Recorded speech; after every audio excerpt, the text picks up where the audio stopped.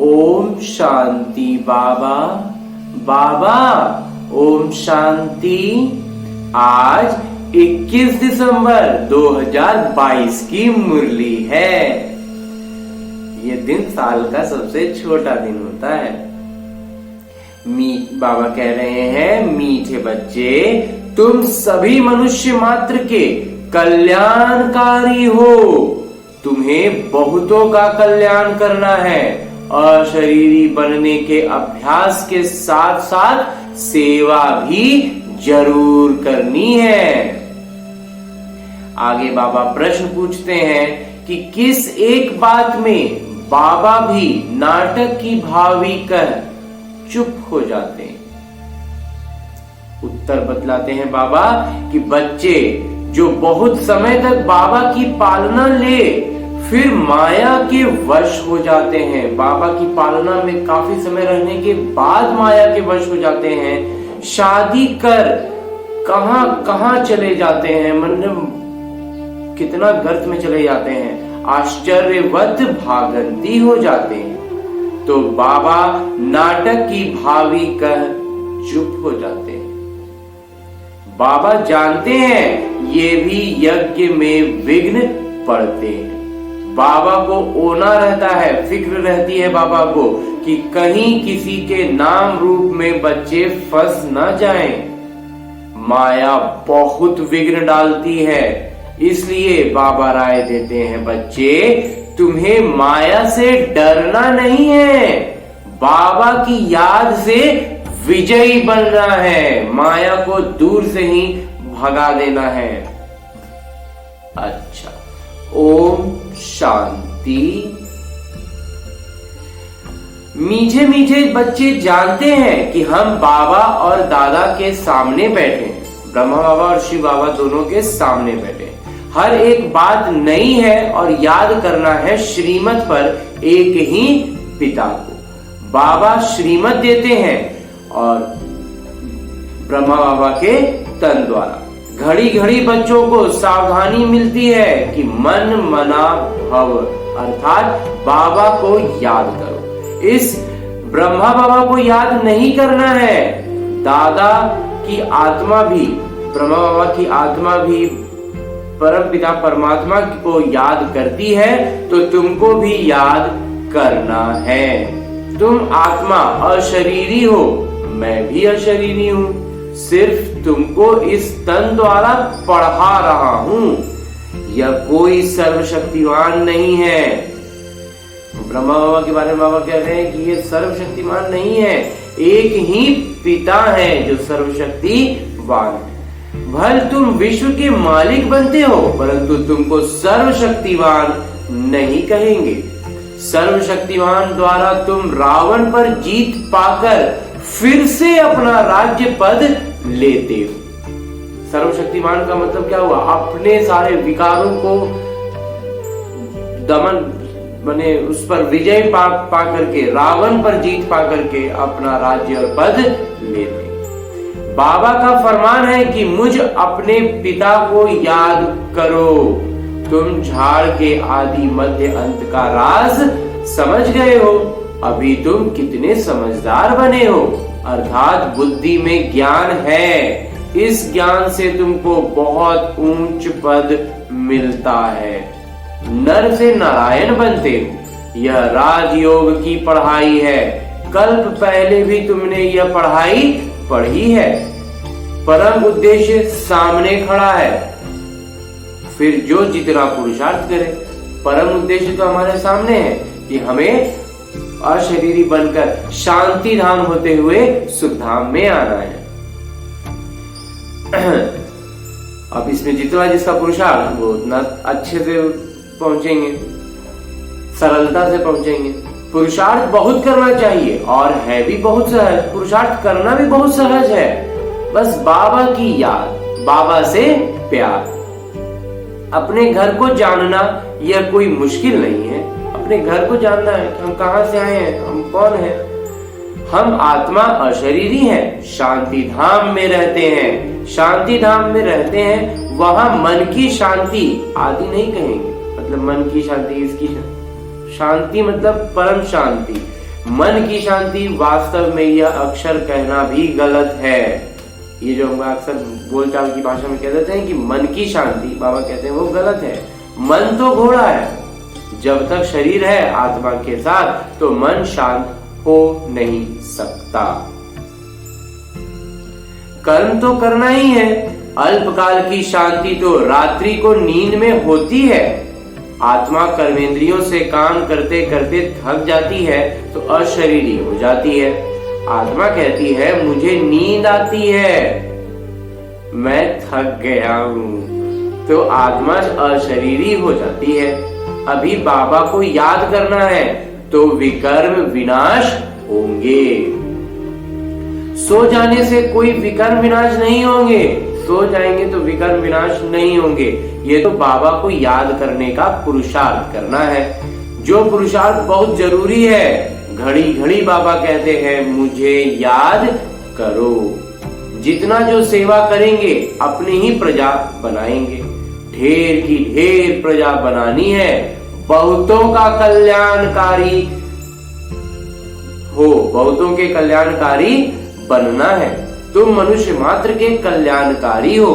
रावण राज्य में कोई भी किसी का कल्याण नहीं करते हैं। रावण के राज्य में कोई किसी और का कल्याण नहीं करेंगे, सिर्फ अपना कल्याण करना होता है। वो कल्याण वास्तव में नहीं करते रहते, वो अपने आप को और गड्ढे में घुसाते रहते हैं और कीचड़ में दलदल में धंसते रहते हैं, लेकिन उनको लगते रहता है कि वो खुद की तरक्की कर रहे हैं। तो कोई भी किसी का कल्याण नहीं करते। मनुष्य जब दान पुण्य करते हैं समझते हैं हम अच्छा कर्म करते हैं। जैसे तुम कहते हो इस लड़ाई से वैकुंठ के द्वार खुलते हैं, ये बहुत अच्छी लड़ाई है। तुम ब्राह्मण अभी ज्ञानी तो आत्मा बने हो, जिनमें 5 विकार प्रवेश है, वह देवता कैसे बन सकते हैं? 5 में से कोई भी विकार, कितना भी छोटा उस विकार का जब बच्चा रूप भी अंदर में है, मतलब कि वो देवता नहीं बन सकेंगे। नर से नारायण बनने के लिए अच्छी मेहनत चाहिए, बेहद का पुरुषार्थ करना है। ऐसा ऊंचा पद बाबा के सिवाय कोई नहीं दिला सकता, कोई राजयोग सिखला न सके। तुम लक्ष्मी नारायण की बायोग्राफी को भी जानते हो। उन्होंने यह राज्य कैसे लिया, कहां से लिया, किसको जीता, तुम सबको समझते हो कि अभी राजयोग सीखकर हम लक्ष्मी नारायण जैसे बन रहे हैं। स्वयं भगवान नर से नारायण बनने की पढ़ाई पढ़ाते हैं, तो तुम बच्चों को बहुत नशा होना चाहिए। बाबा ने समझाया है ये ब्राह्मण धर्म परमपिता परमात्मा ही स्थापना करते हैं। अब ब्राह्मण धर्म क्या होता है, कहाँ होता है? क्या सतयुग में होता है? नहीं, जरूर यही होगा। प्रजापिता भी यहाँ ठहरे। बाबा ने ब्राह्मण धर्म स्थापन किया और ब्रह्मा मुख वंशावली रची। खुद कहते हैं मैं बहुत जन्मों के अंत के साधारण मनुष्य तन में प्रवेश करता हूँ। वह अपने जन्मों को नहीं जानते। कहते हैं ब्रह्मा को यहाँ क्यों रखा है? अरे प्रजापिता तो यहाँ होना चाहिए। समझते हैं सूक्ष्म वदनवासी देवता यहाँ कैसे हो सकता है? तो प्रजापिता ब्रह्मा के 84 जन्मों का राज बाबा बैठ समझाते हैं। ये है अंतिम जन्म, इसमें ही आना पड़ेगा। जो आदि में है सो अंत में होगा। यह सब राज बाबा ही समझाते हैं। यह चित्र भी शिव बाबा ने दिव्य दृष्टि से बनवाए हैं। बाबा ने निर्देश दिया कि कल्प 5000 वर्ष का है, यह सिद्ध कर बताना है। यह स्वर्ग नरक के चित्र बाबा ने बनवाए हैं। गीता में यह थोड़ी लिखा हुआ है कि परमपिता परमात्मा ने पढ़ाया है। देखो समझाने में कितनी मेहनत लगती है। दिन प्रतिदिन समझानी मिलती रहती, नई नई समझ, नई नई समझदारी आती रहेगी। जो कल्प पहले जिस समय समझाया उस समय अभी भी समझाते हैं। मुझ आत्मा में जो किरदार नूंदा हुआ है वो रिपीट होता है, वो दोहराया जा रहा है। यह तो तुम समझते हो कि यह पतित दुनिया है। अभी की दुनिया क्या है? पतित है। सबका अंतिम जन्म है, अभी नाटक पूरा होता है। नहीं तो सतयुग से देवी धर्म कैसे स्थापन होगा? सतयुग में है एक अद्वैत देवी देवता धर्म। इस समय तुम्हारा है ब्राह्मण धर्म। विराट रूप का राज भी समझाया है। ब्राह्मण मतलब चोटी, फिर ब्राह्मण ही देवता बनते हैं। मनुष्यों को यह पता ही नहीं है कि शिव बाबा ब्राह्मण धर्म रचते हैं। अभी तुम स्थानांतरित होते हो शूद्र से ब्राह्मण, नीचे से आसमान में चले जाते हो। आत्माओं को अब घर जाना है। मनुष्य देवियों के मंदिर में जाते हैं तो यह नहीं जानते कि जगत अम्बा कौन है, वह भी ब्राह्मणी है। तुम भी ब्राह्मणिया हो। जगत अम्बा और जगत पिता भी हैं, जो जिसके पुजारी होंगे उनका मंदिर बनवाएंगे। तो ज्ञान कुछ भी नहीं है कि जगत अम्बा कौन है, वो है ज्ञान की ज्ञानेश्वरी, ज्ञान की ईश्वर, जो फिर राज राजेश्वरी बनती हैं। देवियों की बहुत पूजा होती है। सतयुग में है लक्ष्मी नारायण, त्रेता में है राम सीता, बाकी सब इस समय के चित्र हैं। अनेक चित्र हैं, अनेक मंदिर बनाए हैं। तुम जानते हो ब्रह्मा सरस्वती ब्राह्मण और ब्राह्मणिया हैं। लक्ष्मी को ब्राह्मणी नहीं कहेंगे, वह देवता है। वो प्रारब्ध वाली स्थिति में आ जाती है, लेकिन सरस्वती क्या है? ब्राह्मणी है। जब ब्राह्मणी है तो सब मनोकामनाएं पूर्ण करती हैं 21 जन्मों के लिए। जब लक्ष्मी बनती है तो ग्रेड कम हो जाता है। अभी तुम ईश्वर की संतान हो, तुम्हारी ग्रेड ऊंची है। हमारा पद अभी देवताओं से भी ऊंचा बाबा बतला रहे हैं कि जब लक्ष्मी बन जाएंगी तब उनका एक पद कम हो जाएगा, क्योंकि वो प्रारब्ध में बने सुख सुविधा को भोगने में आ जाएंगे। अभी क्या है? पुरुषार्थ करते हुए बाबा के गोद में बैठे हुए होते, बाबा की गोद से आगे उतरे जाएंगे। जैसे बच्चा थोड़ा बड़ा होता है, अपने पैरों पे चलने लगता है। इन बातों को कोई मनुष्य नहीं समझ सकते। तुम हो ब्राह्मण कुल भूषण, अभी तुम ईश्वर के बने हो, फिर देवता कुल में जाएंगे। ये संगम युग कल्याणकारी है। बाबा भारत को स्वर्ग बनाते हैं। भारत ही प्राचीन स्वर्ग था, परंतु किसी की बुद्धि में नहीं बैठता। भारतवासियों को मालूम पड़े तो खुश हो जाए कि हम स्वर्ग के मालिक थे। कोई मरता है तो कहते हैं स्वर्ग गया। हेवनली गॉड फादर ही हेवन बनाते हैं। स्वर्ग के जो परम पिता, जो परमात्मा है, वही स्वर्ग बनाएंगे ना। मूल वतन तो है ही, उसके लिए स्थापना अक्षर नहीं आएगा। स्थापना धर्म की होती है। वो आत्माओं का घर है जो इस समय खाली होता है, फिर क्रमशः सब जाएंगे। ये बच्चों की बुद्धि में बिठाना है, औरों को समझाने के लिए। धर्म स्थापन अर्थ जो भी आत्माएं आती हैं वह फिर सतो रजो तमो में आती हैं। तुमको अब ऊपर जाना है, तुम्हारी चढ़ती कला है। तुम रूहानी ब्राह्मण मुख वंशावली हो, वो है कुख वंशावली। जिस्मानी ब्राह्मण, शरीर से ब्राह्मण, और हम हैं बाबा के ज्ञान से ब्राह्मण। वह जिस्मानी तीर्थ कराते हैं, कथा सुनाते हैं। तुम ब्राह्मण सृष्टि के आदि मध्य अंत का राज समझाने वाले हो।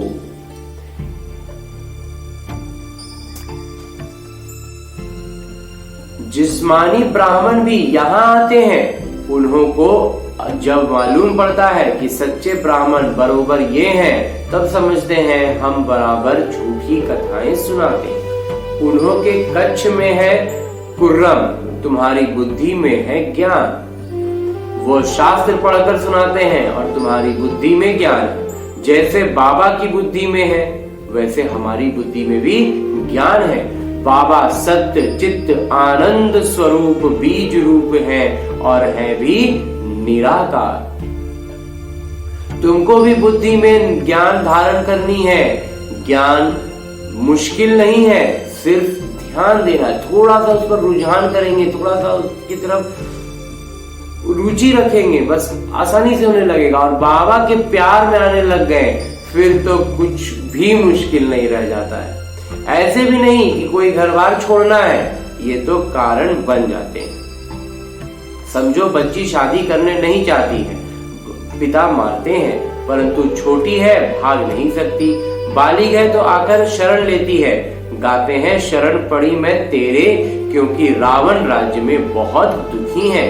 फिर बाबा से वर्षा पाते हैं। समझो किसी को पति बहुत मारता है, समझती हैं इससे जाकर बाबा की शरण लेवे, परंतु घर बार छोड़ना मासी का घर नहीं है। मतलब छोड़ के भागना भी आसान बात नहीं है, आसान चीज नहीं है, मेहनत लगती है। सन्यासी वन सन्यास करते हैं, परंतु मित्र संबंधी कोई किसी को भूलते नहीं है। कई लौट भी आते हैं, मेहनत है ना। ब्रह्म तत्व से योग जल्दी नहीं लगता।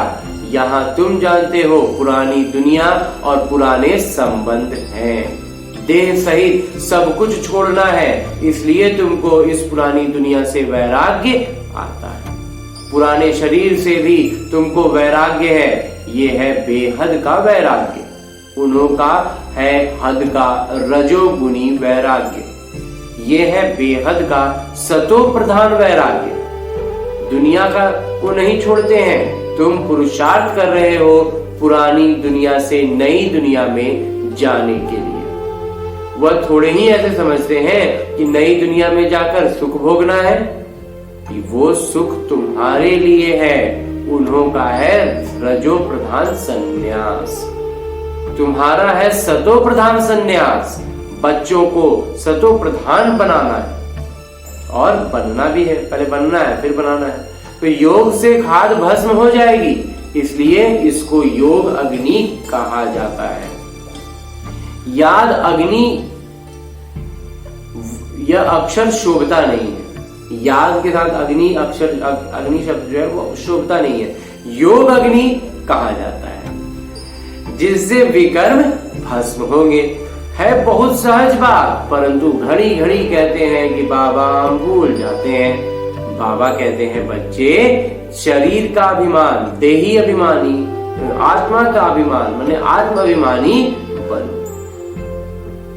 सतयुग से त्रेता तक तुम आत्म अभिमानी रहते हो, सोल कॉन्शियस रहते हो।